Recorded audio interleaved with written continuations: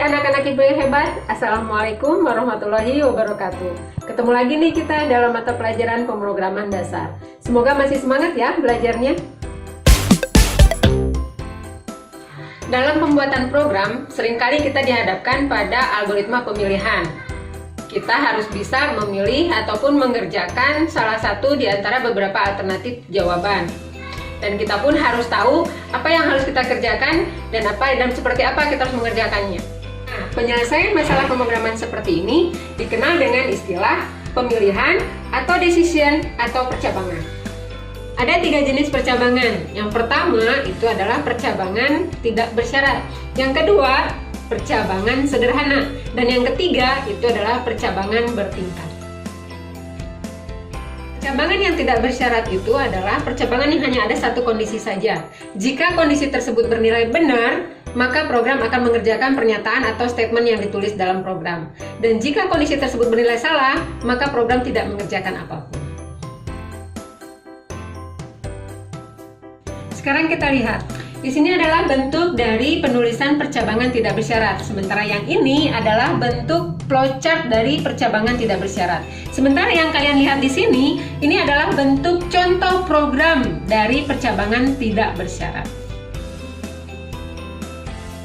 Nah, sekarang kita akan bahas tentang jenis percabangan yang kedua, yaitu percabangan sederhana. Percabangan sederhana ini, jika satu kondisi itu terpenuhi atau dia bernilai benar, maka satu pernyataan akan dikerjakan. Dan jika kondisinya bernilai salah atau dia tidak terpenuhi, maka dia akan mengerjakan pernyataan atau statement yang kedua. Nah, sekarang kita lihat seperti apa penulisan dari percabangan sederhana. Ini dia bentuk penulisannya. Nah, sementara di sini ini adalah bentuk flowchart dari percabangan sederhana. Nah, di sini kalian bisa melihat contoh program dari percabangan sederhana. Nah, kita akan bertemu dengan jenis percabangan yang ketiga, yaitu percabangan bertingkat atau hampir sama dengan percabangan bersarang, nested if. Di dalam percabangan bersarang, struktur if, penulisan struktur if itu ada di dalam struktur if yang lainnya. Artinya, jika satu struktur if bernilai benar atau kondisinya terpenuhi, maka program akan menjalankan struktur if yang ada di dalam struktur if yang di luarnya. Nah, untuk penjelasan terkait percabangan bertingkat atau percabangan bersarang ini, Ibu akan memberikan suatu contoh kasus atau permasalahan yang sering terjadi di dalam bahasa pemrograman. Kita lihat di sini ada contoh dari permasalahan yang terjadi atau sering terjadi di dalam pemrograman. Berdasarkan contoh kasus yang tadi kita lihat, maka kalian akan bisa melihat bentuk dari program permasalahan atau kasus tersebut. Ini dia. Jika salesman tersebut menjual barang hingga 200.000, maka dia akan mendapatkan jasa 10.000 dan komisinya 10%.